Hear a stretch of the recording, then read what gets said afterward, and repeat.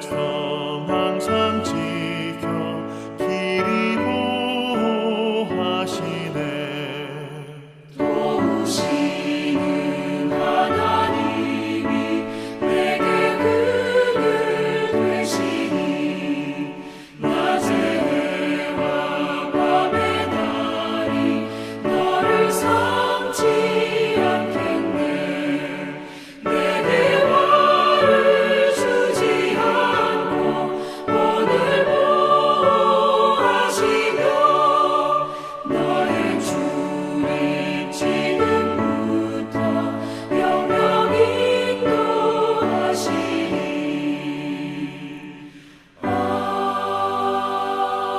아멘. 마가복음 9장 1절로 8절까지 말씀 함께 읽도록 합니다.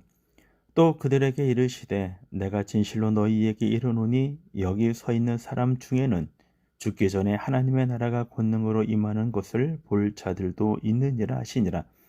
엿새 후에 예수께서 베드로와 야고보와 요한을 데리시고 따로 높은 산에 올라가셨더니 그들 앞에서 변형되사 그 옷이 광채가 나며 세상에서 빨래하는 자가 그렇게 희게 할 수 없을 만큼 매우 희어졌더라.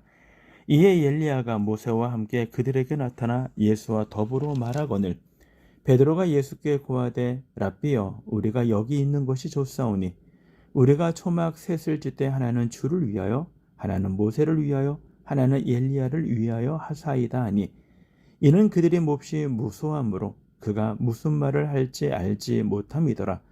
마치 구름이 와서 그들을 덮으며 구름 속에서 소리가 나되 이는 내 사랑하는 아들이니 너희는 그의 말을 들으라 하는지라. 문득 둘러보니 아무도 보이지 아니하고 오직 예수와 자기들 뿐이었더라. 아멘. 변화산에 오르신 것은 이라는 제목으로 아침 묵상 함께 말씀 나누도록 하겠습니다. 예수님은 가이사랴 빌립보에서 제자들에게 사람들이 나를 누구라고 생각하느냐, 어떻게 생각하느냐 라는 질문과 그러면 너희는 나를 누구라고 생각하느냐 라는 질문을 같이 하셨습니다. 이 질문 앞에 베드로는 주는 그리스도이십니다 라고 고백함으로 주님에게 칭찬을 받죠. 하지만 그는 곧 이어 주님의 십자가에 돌아가심에 대하여 이야기를 할 때 그는 주님의 만류하였습니다. 그럴 수 없습니다. 그때 주님은 이 베드로에게 사단아 내 뒤로 물러가라 라고 말씀하시며 너는 나를 넘어지게 하는 자로다. 내가 하나님의 일을 생각하지 아니하고 도리어 사람의 일을 생각하는도다. 예수님의 십자가의 구속을 막는 것은 사단밖에 없는 것입니다. 결국은 우리가 주님의 그 놀라운 사역의 목적을 알지 못하고 우리가 우리의 인간적인 생각이나 인간적인 안타까움이나 또는 인간과 인간 속에서 주어지는 애틋한 사랑으로 우리는 감정적인 것으로 주님의 일들을 막으려 할 때가 많다라는 것입니다. 주님은 그렇게 베드로에게 책망하신 이후에 그분은 베드로와 야고보와 요한을 데리고 따로 산에 올라가셨다라고 얘기합니다. 주님은 이제 아직도 주님의 십자가의 죽으심, 붙잡히심, 고난당하심, 십자가의 죽으심, 그리고 부활하심에 대한 것을 제자들은 알지 못했습니다. 주님은 그들에게 주님의 이 땅에 왜 오셨는지를 그들에게 잘 가르쳐야 합니다.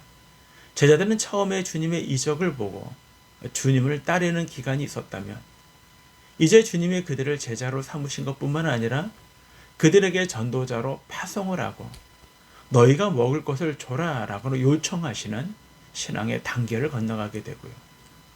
그리고 너희는 나를 누구로 아느냐 라는 질문 속에서 주는 그리스도시요 라는 것들을 우리는 희미하게 알게 시작한다라는 것입니다. 우리가 그 단계쯤 되면은 주님은 이제 이 땅 가운데 주님이 왜 십자가에 죽으셔야 하는지 그리고 우리를 위하여 그 구원의 길을 어떻게 열어놓으신지를 그 하나님의 뜻을 이루는 것을 우리는 보게 되죠. 그러나 더 중요한 것이 있습니다.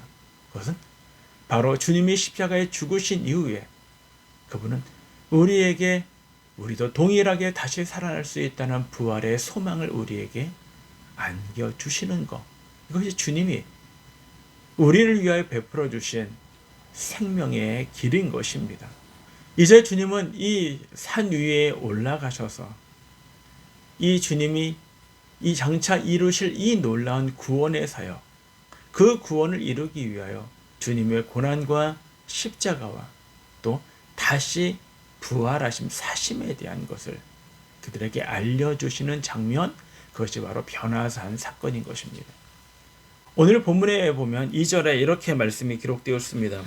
엿새 후에 예수께서 베드로와 야고보와 요한을 데리시고 따로 높은 산에 올라가셨다라고 이야기합니다. 왜 주님이 산에 올라가셨을까? 왜 변화산에 올라가셨을까? 첫 번째, 기도하러 올라가셨습니다. 주님은 그의 삶이, 주님의 삶이 기도였다라는 것을 우리는 너무나 잘 알고 있습니다. 누가복음 9장에서는 오늘 말씀이 동일하게 기록이 되었는데 누가는 이렇게 말을 하고 있습니다. 주님이 변화산에 왜 올라가셨는가? 기도하러 올라가셨다라고 우리들에게 말해 설명해 주고 있는 것입니다. 주님도 기도하셨습니다. 주님도 하나님의 뜻을 이루기 위하여 그는 하나님 앞에 무릎 꿇어 기도하셨습니다. 하나님의 능력을 얻기 위하여, 하나님의 도우심을 얻기 위하여, 하나님의 계획을 따르기 위하여 그분도 기도하셨습니다. 하나님이 맡겨주신 이 사역을 온전히 이루기 위해서 그분도 하나님 앞에 기도하셨다라는 것입니다.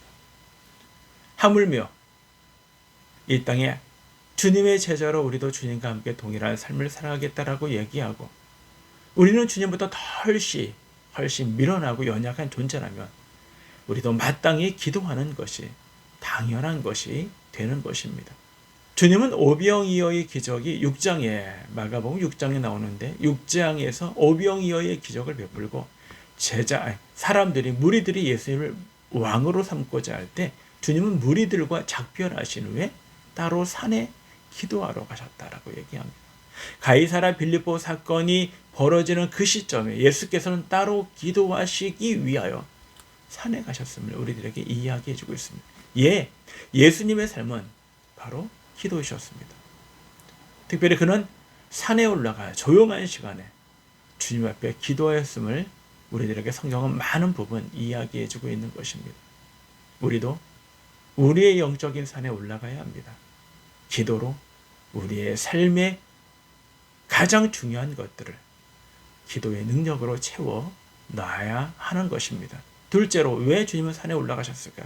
새로운 주님의 뜻을 우리에게 확실히 보여주기 위해서인 겁니다. 새로운 모습을 보여주기 위해서입니다.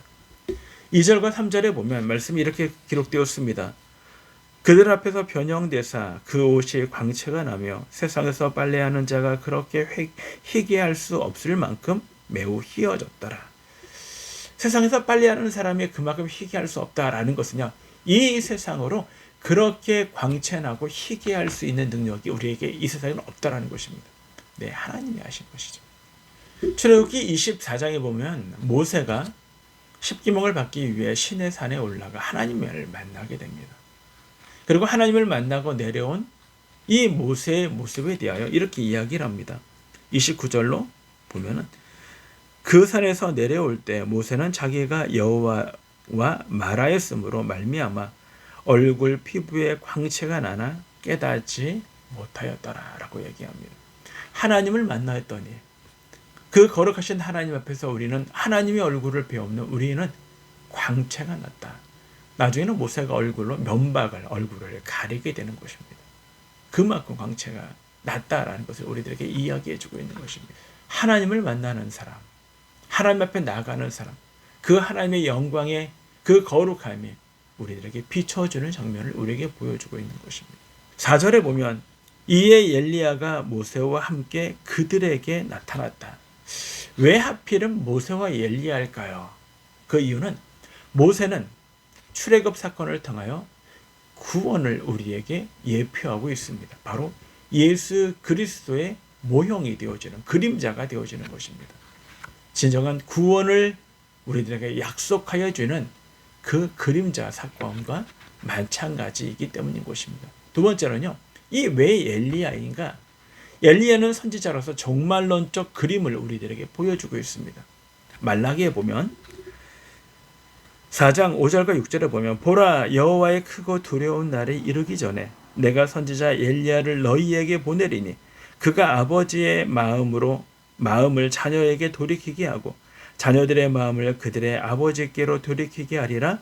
돌이키지 아니하면 내가 와서 저주로 그 땅을 칠까노라 라고 얘기합니다. 엘리야는 이 시대의 마지막 시대, 우리들에게 아버지의 심정으로 이 땅에 아버지의 심정으로 우리에게 보냄을 받게 될 것이다 라는 예표적인 그림을 우리들에게 보여주고 있기 때문입니다. 네, 구원이라면 이제 이 땅에서 하나님의 나라의 완성을 보여주는 것, 그 대표가 모세와 엘리야이기 때문인 것입니다. 누가복음 9장 31절에 보면 이 사건을 이렇게 기록을 합니다. 영광 중에 나타나서 장차 예수께서 예루살렘에서 별세하실 것을 말할세라고 얘기합니다. 그걸 세 번역으로 보면요, 그들은 영광에 쌓여 나타나서 예수께서 예루살렘에서 이루실 일 곧 그의 떠나가심에 대하여 말하고 있었다라고 얘기를 합니다. 별세라는 말이요, 영어로 엑소더스입니다. 예, 이거는 헬라어죠. 엑소더스라는 것은요, 번역하면 바로 출애굽입니다. 성경은 우리들에게 고린도 전서 10장 3절에 보면요, 모세에게 속하여 다 구름과 바다에서 세례를 받고 홍해를 건너면 죽습니다. 그런데 홍해에서 구원함을 받아요. 죽어야 되는데 구원함을 받은 이 출애굽의 이 홍해의 사건을 바로 구원이라는 측면에서 우리들에게 설명해 주고 있는 것이죠. 결국은 우리는 마땅히 죽어야, 죄와 허물로 죽어야 하는데 우리가 이 기적적인 사건을 또 그 출애굽의 구원의 사건을 경험하게 되는데, 그것이 무엇인가? 예수 그리스도가 이 땅에 오셔서 장차 이제 그 일을 이루실 그 사역, 세 번역에서 이야기하면 이루실 일 곧 그의 떠나가심, 네, 그분의 십자가의 죽으심에 대한 이야기를 우리들에게 이야기합니다. 근데 그분의 사역이 무엇입니까? 구원이었다라는 것입니다. 예수님의 그 사건, 이 변화산에서 이 모세와 그리고 이 엘리야의 사건을 통하여 주님이 이제 이루실 일, 그 일을 이루시기 위하여 그분은 떠나가셔야 함에 대하여 제자들에게 보여주는 것입니다. 그리고 모세가 구원이라는 것과 그리고 엘리야가 마지막 종말을 우리들에게 예표하여 주심으로 말미암아 이제 주님이 그 구원을 이루실 때, 그 완성의 때가 우리가 얼마 남지 않았음을 우리들에게 설명해 주는 것입니다. 사랑하는 여러분, 말씀을 정리합니다. 주님의 변화산에 올라가신 것은요, 우리들에게 새로운 모습, 새로운 사역, 그리고 그 사역을 이루시기 위하여 그분이 십자가에 죽으셔야 했고 우리를 살리시기 위하여 부활하셔야 하며 그분이 다시 오실 것을 우리들에게 가르쳐 주시기 위한 것입니다. 그래서 우리는 주님이 이 일들을 우리에게 맡겨주신 것처럼 이 땅에 저와 여러분의 복음의 사역들을 위하여 주님이 하셨던 방법, 늘 기도하며 영적인 기도의 산에 오르시는 저와 여러분 모두가 되어지기를 주님의 이름으로 축원합니다.